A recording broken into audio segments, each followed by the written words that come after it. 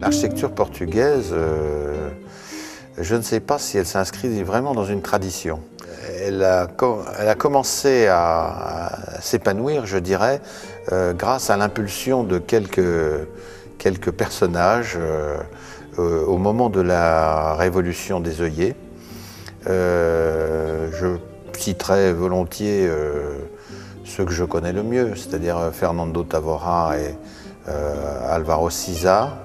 Ces gens finalement ont été un peu les initiateurs de cette nouvelle architecture portugaise, comme on l'appelait à l'époque, qui a un peu étonné beaucoup de gens et qui continue d'étonner d'ailleurs par sa créativité et par la qualité de sa production.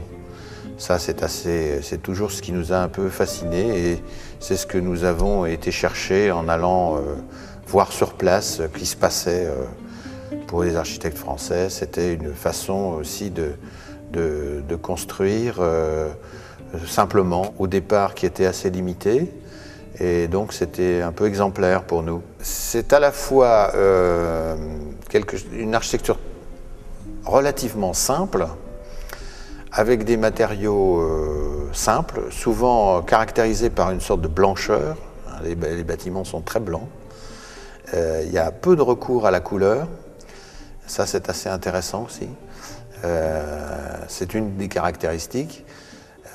Par contre, aussi bien chez Siza que chez d'autres, la couleur vient du matériau. Il y a un travail très très fin qui est fait sur les matériaux et l'utilisation des matériaux naturels comme le bois, la pierre est très fréquente et la couleur provient du matériau. C'est une architecture beaucoup de détails, de qualité de détails. Les détails sont extraordinaires. Souvent, il y a des choses très très surprenantes. Et puis, ils ont une certaine liberté qu'on n'a plus. L'architecture française, maintenant, est contrainte dans des réglementations extrêmement contraignantes, et ce qui fait que ça restreint de plus en plus le champ de création de l'architecte. Ce qui justifie une telle exposition, c'est qu'on s'aperçoit qu'il y a beaucoup d'architectes de grande qualité et qu'ils sont nombreux. On voit qu'il y a des choses de grande qualité, de grande créativité, même dans des objets assez modestes, des petites maisons, des petites réhabilitations très fines.